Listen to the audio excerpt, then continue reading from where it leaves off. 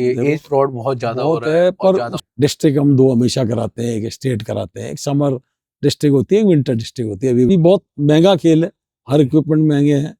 पहले पेरेंट्स भी इतने रुचि नहीं लेते थे, आज पेरेंट्स बच्चों के साथ खुद जा रहे हैं। आज कोई ये कहता है कि गली मोहल्ले अभी भी आप खेल के आ रहे आज मैं खेल रहा हूँ, रोज खेलता हूँ हो? ओके और अपने नियमित रूप से खेलने से लोगों से टच में रहते हैं, इनकी समस्याओं से टच में रहते हैं। ओके हमेशा इजी अवेलेबल है बच्चों के लिए, पेरेंट्स के लिए। ये जयपुर बहुत बड़ा शहर है, सर, परंतु मुझे कभी कोई दिक्कत नहीं आई, टूर्नामेंट में भी नहीं आई। आपने आपने बोला कि गेम बहुत महंगा हो गया, तो इसकी वजह से प्लेयर कम हुए हैं या जजमेंट करोगे और जजमेंट दोगे तो आपको पता रहेगा कि कहाँ गलती, कौन क्या कर रहा है। तो एकेडमी जो इसने खोली है, अगर वो टूर्नामेंट करेगा उसी से उसके खिलाड़ियों का नाम होगा, उसकी एकेडमी का नाम होगा और बच्चों को अच्छा खेलने। और जो भी एकेडमी टूर्नामेंट करती है तो वो इस हिसाब से कराती है कि वो अच्छा से अच्छा करे।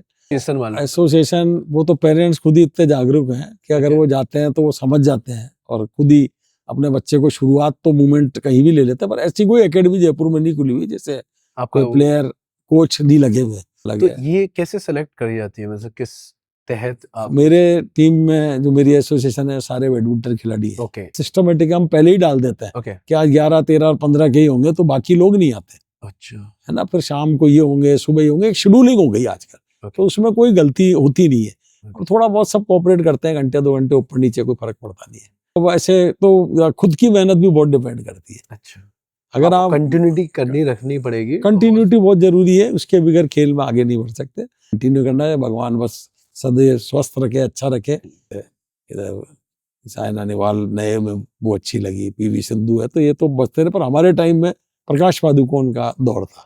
हेलो दोस्तों, सभी को स्वागत है हमारे मेजर टॉक शो के एक न्यू एपिसोड में। साल का अंत चल रहा है और ये साल का लास्ट पॉडकास्ट है। हाँ, हम ये और अच्छे अच्छे पॉडकास्ट लाएंगे, बट ये साल का लास्ट पॉडकास्ट है क्योंकि इस पहले एपिसोड से लेके ये लास्ट एपिसोड तक आपको क्या क्या अच्छा लगा वो हमें ज़रूर बताइएगा। और ये एपिसोड में हम उन शख्स को ला रहे हैं जो सारे एपिसोड का हिसाब हो जाएगा, क्योंकि हम ला रहे हैं मनोज दासो सर को, जयपुर डिस्ट्रिक्ट बैडमिंटन एसोसिएशन के सेक्रेटरी सर हैं। तो हम उनसे जानेंगे कि कैसे आईडी की प्रॉब्लम, कैसे एज फ्रॉड से बचें, इस सारी चीज़, उनका जीवन कैसे स्टार्ट हुआ। तो ये हमारी छोटी सी कोशिश है। अगर आपको हमारे चैनल पे ये मेजर टॉक शो पसंद आता हो तो प्लीज़ हमें सब्सक्राइब करें, कमेंट करें एंड इस वीडियो को शेयर करें। Okay, thank you.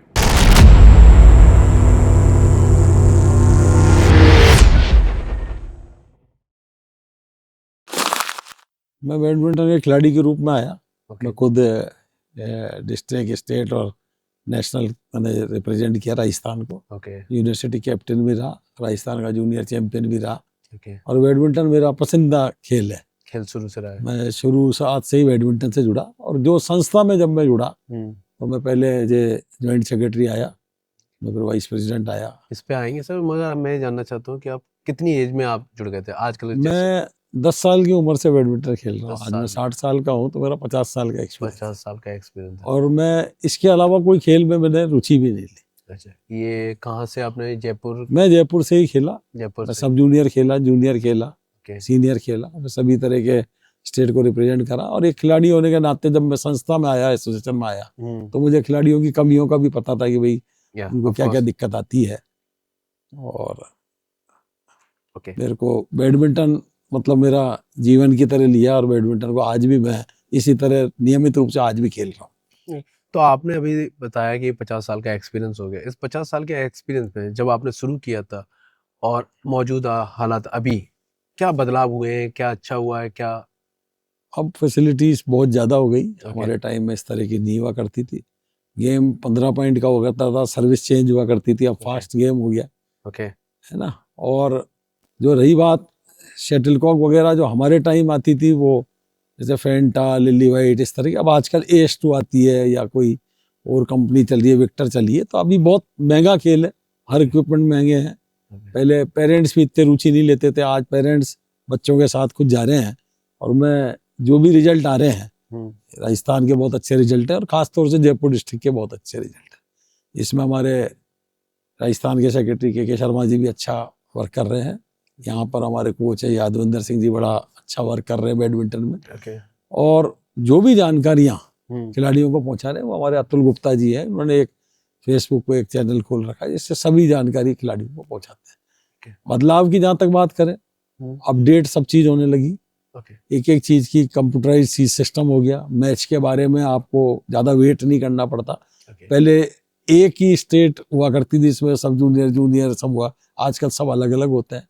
Entry system ज्यादा हो गया, लोगों की पार्टिसिपेशन ज्यादा हो गया। आज एक साथ आप कोई टूर्नामेंट नहीं करा सकते, जो जूनियर अलग होगा, सब जूनियर अलग होगा, जूनियर अलग होगा, मेंस वुमेन्स अलग होगा, 17-19 अलग होगा।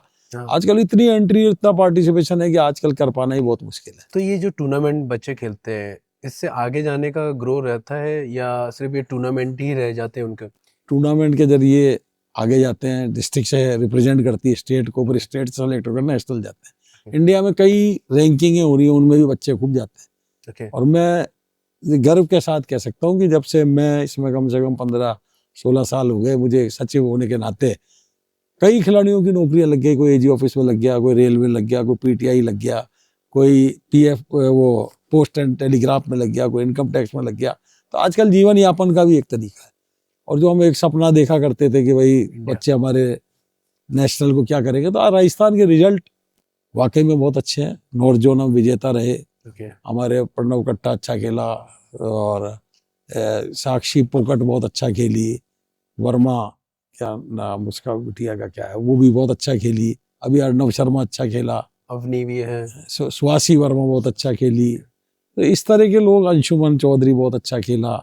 एक हमारा जोधपुर का खिलाड़ी है, वो भी बहुत अच्छा इंडिया टीम में, संस्कार बहुत अच्छा खेला। तो हमारे राजस्थान के अब खिलाड़ी इंडिया को रिप्रेजेंट करने लगे, कुछ इंडिया टीम से खेल दिए। सुहासी वर्मा इंडिया से खेल ली, आपका ये अभी जगनजीत सिंह काजला भी इंडिया को रिप्रेजेंट कर आया है, पारुल चौधरी करी आई। और जो आज की तारीख में अवनी राठौड़ बहुत अच्छा खेल रही है, इसने लांबा बहुत अच्छा खेल रही है। मतलब मैं कह रहा हूँ खिलाड़ियों में इतना कंपटीशन हो गया। मनीष पोगट बहुत अच्छा खेल रहा है। आज हम ये गर्व से कह सकते हैं कि बच्चे बहुत ज्यादा अच्छा खेल रहे हैं। और जयपुर में जिस तरह की मेहनत हमारे यहाँ के कोच राजस्थान बैडमिंटन ये क्रीड़ा परिषद के लगे हुए, दिन रात मेहनत करते हैं। यादविंदर जी, बच्चे भी बहुत मेहनत करते हैं। और मैं 50% श्रेय पेरेंट्स को भी देना चाहूंगा, जिनकी वजह से बच्चे जा पाते हैं, आ पाते हैं। इक्विपमेंट सब जगह से मदद होती है, तीनों का कोऑर्डिनेशन है। और ये कोऑर्डिनेशन इसलिए कि आप सभी चीजें अपडेट करो और पारदर्शिता से काम करो, किसी का भेदभाव ना हो। तो खिलाड़ी के मन में, जहाँ डेट ऑफ बर्थ का काम है वो बीआई ने बहुत अच्छा कर दिया आजकल सब चीजों का। उसके हमारे डॉग कमेटी के चेयरमैन हमारे राजस्थान के सेक्रेटरी के शर्मा जी है। नहीं, इस जो आप आईडी की बात कर रहे हो, जो एज की बात कर रहे हो, इसमें फिर भी काफ़ी जो पेरेंट्स होते हैं, काफ़ी उनके व्यू है कि ये एज फ्रॉड बहुत ज़्यादा हो रहा है। पर उसमें मैं ये मानूंगा आज 70-80% कम हो गया। पेरेंट्स अवेयर बहुत हो गए आजकल ये, और उसकी अवेयरनेस के कारण पेरेंट्स में जांच से होने लग गई। बड़े रूल बन गए, इतने सख्त रूल बन गए कि अब उनको पार पाना बहुत मुश्किल हो गया पेरेंट्स के लिए भी। क्योंकि और पेरेंट्स को भी अब ये पता चल गया कि अगर हम इस तरह के करेंगे तो डिबार हो जाएंगे। कई डिबार हुए, कईयों को डायरेक्ट सीनियर एक्शन लिया जाता है, एक्शन लिया गया, बीआई ने एक्शन लिया, लोगों को बैन लगा दिया, 2-2, 3-3 साल बैन रहे। और जब चालू हुआ तो उनको सीनियर में खिलाया, वो अपने एज ग्रुप में नहीं खेल पाए। तो ये बड़ा संदेश दिया उन्होंने कि हम फ्रॉड ना करें। इसकी फ्रॉड के कारण वो अपना बच्चों, औरों का तो नुकसान होता ही, अब खुद के बच्चों का नुकसान होने लग गया। तो अब ये लोग शांत हो गए, लोग जागरूक होने के कारण, पेरेंट्स बहुत जागरूक है। हर आदमी को हर की डेट का पता है, डेट ऑफ बर्थ पता है। तो ये अच्छा हुआ, खेलों के लिए बढ़िया है। दूसरा, जो बच्चा उभरता हुआ वो खत्म ना हो, ओवर एज वाला खेलेगा तो उसका मनोबल टूटेगा, वो खेल छोड़ देगा। तो ये सब चीजें भी बड़ी महत्वपूर्ण है कि पेरेंट्स की जागरूकता से, और एसोसिएशन ने भी इस पर एक्शन लिया, बीआई खुद जागरूक हुई। और हमारे इसमें मैंने कहा, आपको बताया कि शर्मा जी डॉग के चेयरमैन है, जो राजस्थान के सेक्रेटरी, उन्होंने भी बड़े कदम उठाए और एक रूल रेगुलेशन बीआई की बन के आई। उसको सब अभी भी है, रूल अभी है, और बीआई आईडी बनती है तो सारी चीजें इसमें काउंट की जाती है। अच्छा, इसमें टीकाकरण भी है, हॉस्पिटल का सर्टिफिकेट भी है, बहुत चीजें बन जाती है। उसके बाद आता नहीं, पहले ही है। जैसे आईडी बन गई है उसके बाद भी काफी लोग क्लेम करते हैं, तो उसका वो प्रूफ देते हैं, तो उस पर एक्शन लिया जाता है, वो बीआई में जाती है। हर चीज का आजकल कोई वैसे नहीं छोड़ दिया था। अगर कोई बन भी गई किसी ने फ्रॉड, तो वो उसका प्रूफ देगा। तो हम वो पूछेगी एसोसिएशन में ये कैसे है, पहले राजस्थान पूछेगी फिर बीआई, तो हर चीज का एक्शन लिया जाता है।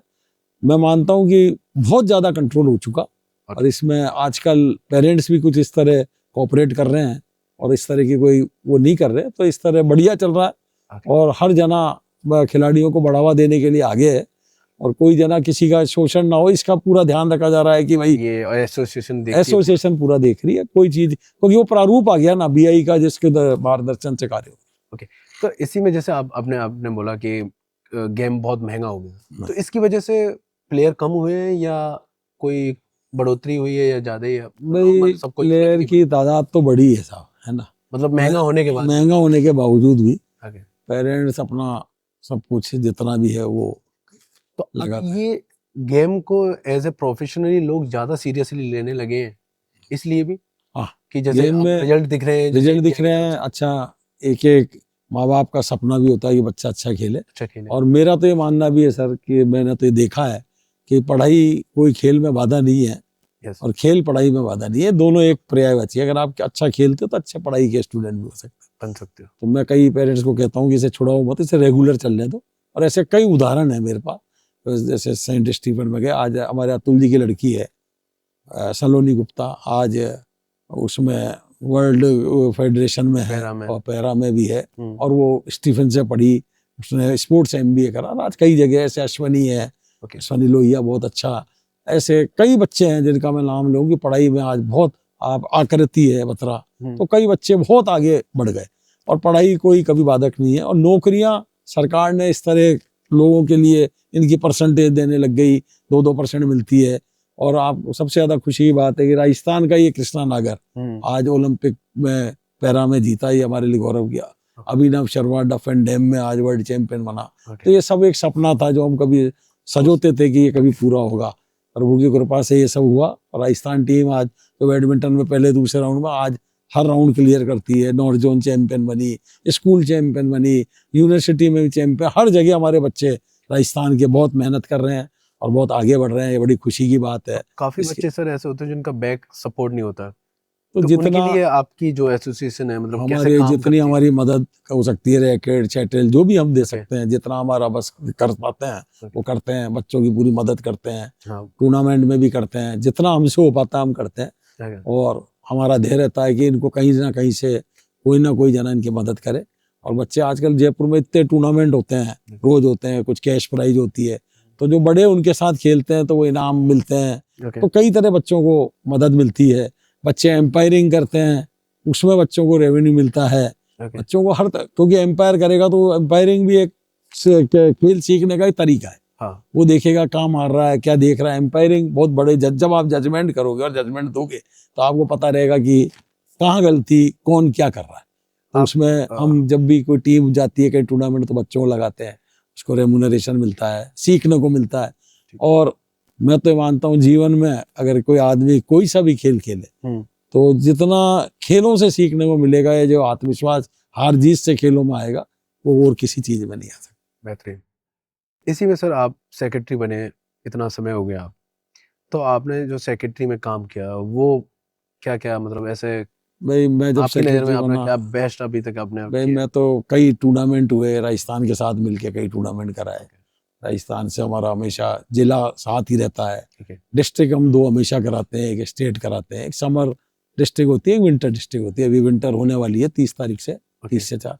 तो हर बार 2-2 टूर्नामेंट करना, एक स्टेट करना, फिर इंटरनेशनल टूर्नामेंट होते रहते हैं। जैसे अभी जनवरी में 28 से कुछ जूनियर टूर्नामेंट है, ऑल इंडिया। तो इस तरह के कई टूर्नामेंट होते हैं। थॉमस कुबेर को हमारे साथ हुआ, तो हमने कई टूर्नामेंट कराए। नॉर्थ जोन भी, राजस्थान में टूर्नामेंट हर जगह होते हैं। जयपुर भी टूर्नामेंट का एक बहुत बड़ा हब है, क्योंकि यहाँ इतने अच्छे कोर्ट हैं, सरकार ने पूरी सुविधा दे रखी है। और यहाँ 11 कोर्ट तो बन गए अभी इस स्टेडियम में ही।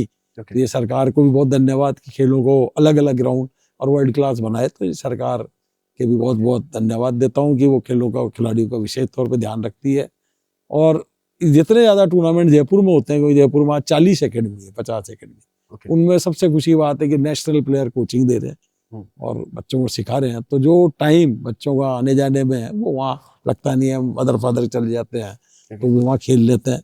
और इसलिए भाई एकेडमियों का भी लोगों को फायदा मिल रहा है। तो सर, ये जो प्राइवेट एकेडमी होती है, सॉरी, ये जो प्राइवेट एकेडमी होती है, ये जयपुर जो अपना एसोसिएशन होती है उससे कनेक्ट होती है या ऐसे ही कोई भी खोल लेता है? ये कोई भी इसे खोल लेता है, इसमें कोई कनेक्शन की बात नहीं है। पर जो टूर्नामेंट होता है ओके, तो उसमें हम उनको हमारी टीम भेजते हैं, ओके, वो हमसे एफिलिएटेड होता है। हम चाहते हैं बैडमिंटन पूरे जयपुर में चले और किसी को मना नहीं करते, ज्यादा टूर्नामेंट कर, जितने ज्यादा टूर्नामेंट खेलेगा उसका कॉन्फिडेंस बढ़ेगा। इस सोच के साथ हर एकेडमी टूर्नामेंट कराती है। हम उसमें सहयोग देते हैं, जाते हैं, टीम भेजते हैं, हमारी एम्पायरिंग टीम भेजते हैं। बाकी और कोई हमारा उससे कोई रेम्यूनरेशन की बात नहीं। हमें ये खुशी होती है कि जयपुर के हर कोने में बैडमिंटन चल रहा है। तो ये सोच के साथ डेवलपमेंट होता है। जब आप जितने टूर्नामेंट खेलोगे आपकी कमियां दूर होगी। यहाँ खेले कहीं खेले, किसी को रोक नहीं है और सबको खेलने में हम पूरी मदद करते हैं और उसको सहयोग भी करते हैं, एकेडमी वाले को भी करते हैं। तो एकेडमी जो इसने खोली है, अगर वो टूर्नामेंट करेगा उसी से उसके खिलाड़ियों का नाम होगा, उसकी एकेडमी का नाम होगा और बच्चों को अच्छा खेलने। और जो भी एकेडमी टूर्नामेंट करती है तो वो इस हिसाब से कराती है कि वो अच्छा से अच्छा करे, क्योंकि वो बैडमिंटन खिलाड़ी उससे जुड़े हुए हैं। यहाँ पर कई बच्चे हमारे जो नेशनल खेले और नौकरियों में लग गए, वो आज कोचिंग दे रहे हैं बच्चों को, तो वो अपना टैलेंट दूसरे को सिखा रहे हैं। ये बहुत अच्छा है। आज जयपुर में कोई भी टूर्नामेंट होता है तो 1500 बच्चों की भीड़ आती है, एक मेला लगता है। हाथ तर के माताएं जब छोटे बच्चों को लेकर आती हैं तो वो भी बड़ा धन्यवाद की पात्र है कि आज टूर्नामेंट की सक्सेस पेरेंट्स पे बहुत डिपेंड। आज सर्दी का टाइम है, अभी टूर्नामेंट होगा तो मैं मानता हूँ 500-600 खिलाड़ी इसमें पार्टिसिपेट करेंगे। और हमने ये टूर्नामेंट 11 साल से लेकर 75 साल की उम्र, तो हर आयु वर्ग, दादा पोते के साथ, फादर बेटे के साथ, इस तरह का कोऑर्डिनेशन है। और बच्चों को सीखने को मिलता है कि बच्चे बड़ों के साथ किस तरह से बातचीत करें, क्या उनका ऐसा मतलब व्यवहार कैसा हो। बहुत बड़ा एक इंस्टीट्यूशन है खेल, जिसमें कई चीजें सीखी जाती हैं। तो अपने जैसे ये बच्चों का आप बता रहे हैं, तो जैसे एक एक्चुअल एज होती है, अंडर 11 से स्टार्ट कर देना चाहिए बच्चे को। हाँ, कर दे बिल्कुल। वो आजकल 8-9 साल के बच्चा ही ग्रोन अप हो जाता है। इसी में कोई गलत एकेडमी हो जिसमें कोचेस ऐसे ही नहीं हो, कोई सर्टिफाइड कोचेस नहीं हो, ऐसी हो, उसका क्या भाई? आप हम एसोसिएशन वाले, एसोसिएशन, वो तो पेरेंट्स खुद ही इतने जागरूक हैं कि अगर वो जाते हैं तो वो समझ जाते हैं और खुद ही अपने बच्चे को शुरुआत तो मूवमेंट कहीं भी ले लेते हैं। पर ऐसी कोई एकेडमी जयपुर में नहीं खुली हुई जैसे कोई प्लेयर कोच नहीं लगे हुए। और अगर वैसी है तो वो फिर सर्वाइव भी नहीं कर पाएगी। उसमें हम तो कंट्रोल इसलिए नहीं है कि हम तो कहाँ जाते हैं नहीं, पर हम ये पता रहता है कि यार यहाँ अच्छे कोच है, ये है। और कोई भी एकेडमी खोलता है तो हम उसे प्रमोट और करते हैं कि भाई अच्छा है, बूढ़े एकेडमी खोल रहा है, बच्चों के लिए सुविधा दे रहा है, तो खुशी की बात है। और मैं तो जिस एकेडमी में जाता हूँ मैं ये जरूर कहता हूँ कि 1-2 बच्चों को अपन गोद लें, जिन्हें फ्री खिलाएं, क्योंकि पैसे नहीं लें, और आप खेल और उसकी दुआओं के जरिए आपकी एकेडमी तरक्की करेगी। ये मेरी सोच रहती है। और मैं हर एकेडमी में जहाँ भी मुझे बुलाते हैं और लोग मानते भी हैं, और कई सब एकेडमी 1-2 बच्चों अगर खिलाएगी तो आज 40 तो 80 बच्चे, 90 बच्चे, 100 बच्चे फ्री खेलेंगे। कोई गरीब तबके के होते हैं तो वो आगे दुआएं देंगे, उनकी नौकरी लगेगी, उनका जीवन बढ़ेगा। तो ये हमारा एक सोशल वर्क भी है और एक धर्म का काम है, हमें करना भी चाहिए। तो मेरा ये कहना हमेशा ही रहा है और आगे भी मैं कहता रहता हूँ, तो लोग मानते भी हैं। और इस तरह की संस्था में चल ही रही है कि सब बच्चों को प्रोत्साहित कर रहे हैं। आज बच्चों के साथ जब बड़े खेलते हैं तो जो इनाम होता है तो बड़े उन्हीं को दे जाते हैं कि अपना जीतने तक कैश प्राइज भी मिलता है, ये भी मिलता है, सम्मान मिलता है। तो और बैडमिंटन मेरे हिसाब से सबसे बढ़िया खेल है, क्योंकि मुझे तो सबसे ज्यादा, मुझे तो आज कोई ये कहता है कि गली मोहल्ले अभी भी आप खेल के आ रहे हैं? आज मैं खेल रहा हूँ, रोज खेलता हूँ। और अपने नियमित रूप से खेलने से लोगों से टच में रहते हैं, इनकी समस्याओं से टच में रहते हैं। हमेशा इजी अवेलेबल है बच्चों के लिए, पेरेंट्स के लिए। ये जयपुर बहुत बड़ा शहर है, परंतु मुझे कभी कोई दिक्कत नहीं आई, टूर्नामेंट में भी नहीं आई और वैसे व्यवहार में भी नहीं आई। और लोगों का बड़ा प्यार मिला और लोग इसी तरह प्यार देते रहते हैं, हर जगह बुलाते रहते हैं, हम जाते रहते हैं। गली मोहल्ले में भी बैडमिंटन होता है तो मन होता है कि इस समय खड़े होएं, इनसे बात करें, बच्चों से मिलें, क्योंकि बैडमिंटन अपने कण कण में और मन मन में है, मन में है। और तुम भी मुझे परसों से जानते हो, आप खेले हो मेरे पास। मैंने तो मुझे अच्छा लगता है कि आप लोग तरक्की करते हैं, कोई बच्चा तरक्की करता है तो लगता है अपनी तरक्की हुई। कि सोच के साथ बैडमिंटन में जुड़े और आज बैडमिंटन बहुत आगे निकल गया। ये तो जीवन है, हर समय आएगा, कोई ना दूसरा आएगा, तीसरा आएगा। तो मेरे को बड़ी अच्छा लगता है और मैं इस खेल की वजह से जवान भी महसूस करता हूँ, लोगों से मिलते हैं, है ना। और इसी खेल की वजह से आज पूरे जयपुर में हर खेल में हमें जानते हैं, बैडमिंटन का ही वो है। मैं इसी कारण 2 टर्म जय क्लब का सेक्रेटरी रहा, क्लबों में भी खेलों के मार्फत ही रहा, क्योंकि मैं कोई वहाँ डॉक्टर और ये तो था नहीं, परंतु मेरे को खेल की एक पहचान है। मैं स्पोर्ट्स सेक्रेटरी रहा, पहले क्लब का, जय क्लब का, फिर मैं 2 टर्म सेक्रेटरी रहा। तो मान सम्मान मुझे स्टेट अवार्ड भी मिला 2017 में, ओपी मीणा साहब ने दिया। ये मेरे लिए बड़ी गौरव की बात है, और बैडमिंटन के संदर्भ में ही दिया।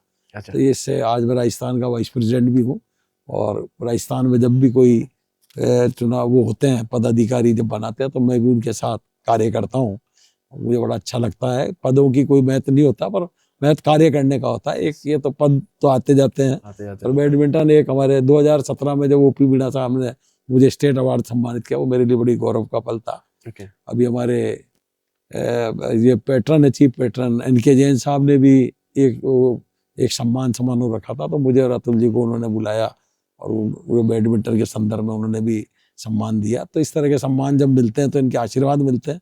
और मैं भगवान से यही प्रार्थना करता हूँ कि जितना कार्य हम इस खेल के लिए कर पाए उतना कम है। जो नियमित रूप से आना, रोज खेलना, लोगों से मिलना, तो ये मेरा एक दिनचर्या का एक रूप है, और मैं इसे आगे कंटिन्यू करना है। भगवान बस सदैव स्वस्थ रखे, अच्छा रखे, हम बैडमिंटन की सेवा करते रहे, बैडमिंटन राजस्थान में अच्छा चले, और बच्चे हमारे नौकरियों में लगे, उनका जीवन संपन्न हो, ये दुआ मैं ईश्वर से हमेशा करता हूँ। सर, आप सेक्रेटरी के तौर पे जो काम कर रहे हैं, तो आपकी पूरी एक टीम होती होगी?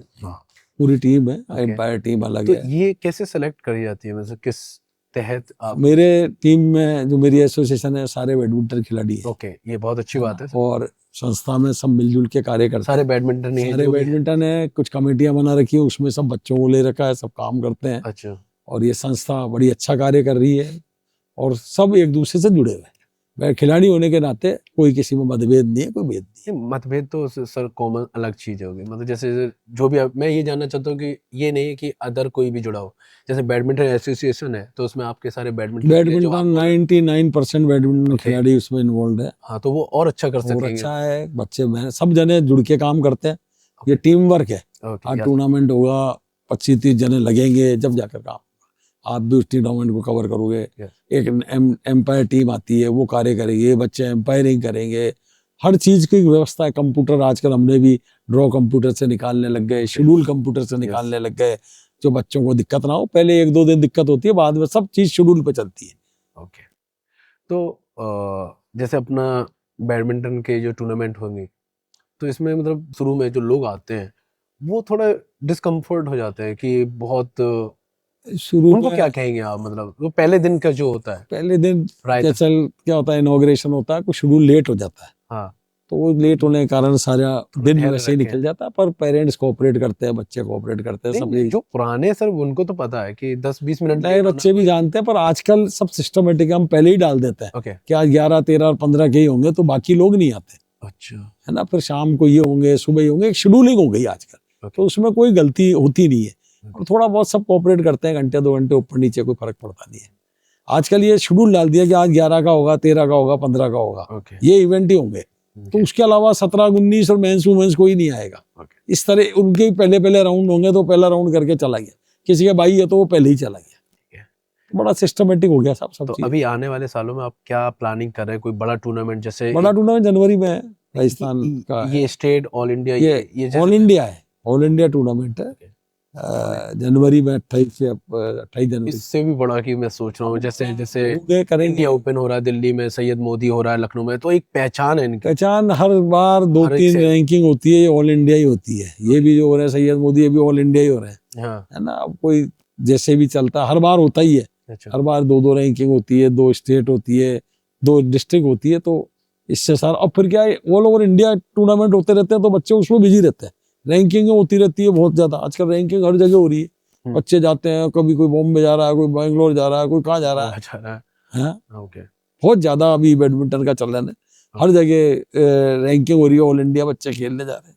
अभी हमारे बच्चे भी जीत के आए, अभी अर्णव जीत के आया, जगनजीत जीत के आया, ये टीम में छठा। तो बड़ी अच्छे खेल रहे हैं बच्चे। और अवनी राठौड़ जो 13-14 साल की लड़की है, जो अभी राजस्थान चैंपियन बनी, ये बड़ी स्नेह लांबा, वो भी 15 साल की है। तो इन दोनों का फाइनल हुआ। तो बच्चे जो 15 साल के वुमेन्स में जीत रहे हैं, तो उनका भविष्य उज्जवल है, ऐसा हम उम्मीद करते हैं। और उनके पेरेंट्स को भी बधाई देता हूँ इस मौके पे कि वो बड़ी मेहनत कर रहे हैं दोनों, बड़ा आगे बच्चे बढ़ रहे हैं। हमसे तो ये सहयोग जितना हो सकता है वो हम करते ही हैं। आपने शुरू किया था तब आपका बैक सपोर्ट कैसा था?